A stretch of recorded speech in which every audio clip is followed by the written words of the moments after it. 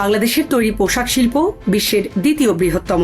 যদিও সম্প্রতি ভিয়েতনামের কাছে পিছিয়ে পড়ে বাংলাদেশ এখন বিশ্বের তৃতীয় বৃহত্তম তৈরি পোশাক রপ্তানিকারক দেশ বলে দাবি করেছেন বিজিএমই এর সাবেক সভাপতি ফারুক হাসান। তবে বছরের পর বছর তুলার পোশাক রপ্তানি করেই বিশ্ববাজারে এই অবস্থান তৈরি হয়েছে, কিন্তু এখন বদলে যাচ্ছে পুরো বিশ্ব।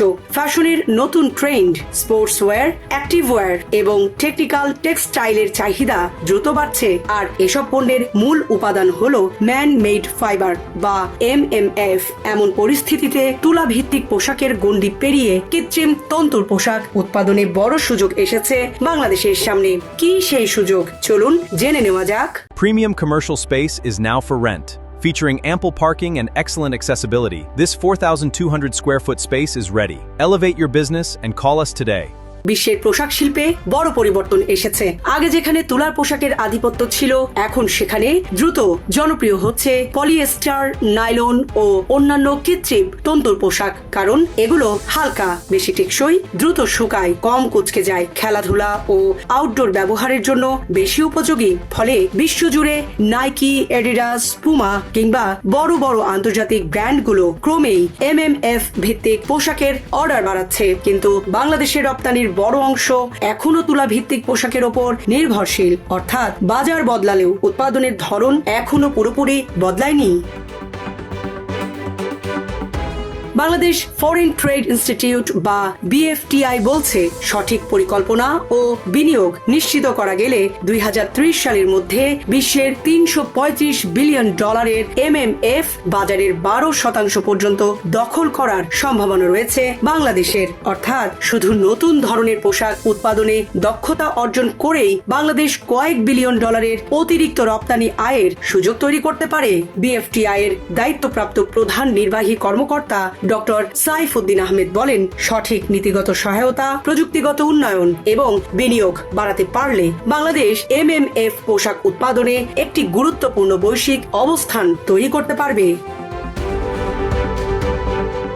BFTI এর গবেষণা প্রতিবেদনে কয়েকটি গুরুত্বপূর্ণ সুপারিশও করা হয়েছে। প্রথমত, কৃত্রিম তন্তুর কাঁচামালের ওপর শুল্ক কাঠামো আরও প্রতিযোগিতামূলক করতে হবে। দ্বিতীয়ত, বিদেশি বিনিয়োগকারীদের জন্য অনুমোদনের প্রক্রিয়া সহজ করতে হবে। তৃতীয়ত, দেশে পলিয়েস্টার, স্ট্যাপল ফাইবার ও সিনথেটিক সুতা উৎপাদন বাড়াতে হবে, যাতে বিদেশি কাঁচামালের ওপর নির্ভরতা কমে। এছাড়া সহজ শর্তে ঋণ, বন্ডেড ওয়্যারহাউস সুবিধা সম্প্রসারণ, প্রযুক্তি স্থানান্তর এবং দক্ষ জনবল তৈরির ওপরও বিশেষ গুরুত্ব দেওয়ার পরামর্শ দিয়েছে BFTI। বিশেষ করে অ্যাক্টিভ ওয়্যার, স্পোর্টস ওয়্যার এবং টেকনিক্যাল টেক্সটাইলের মতো উচ্চ মূল্যের পণ্যে উৎপাদন বাড়ানোর কথা বলা হয়েছে। এসব বিষয় নিশ্চিত করা গেলে আসলে কি হবে? গবেষণা বলছে, যদি এই পরিকল্পনা বাস্তবায়ন করা যায়, তাহলে শুধু রপ্তানি আয় বাড়বে না, নতুন বিনিয়োগ আসবে, কর্মসংস্থান বাড়বে, উচ্চ প্রযুক্তি নির্ভর শিল্প গড়ে উঠবে।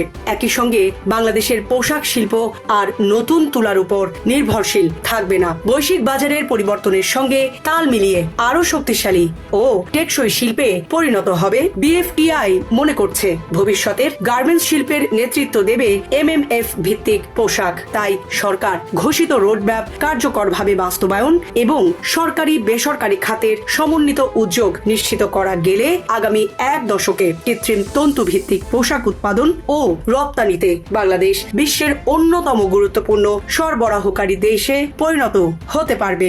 জীবন অবাক না করলে কে করবে? 28% মিল্ক ফ্যাটের অবাক করার সাথে ফ্রেশ মিল্ক পাউডার। জীবন অবাক করুক প্রতিদিন। বিশ্বের পোশাক শিল্প দ্রুত বদলাচ্ছে।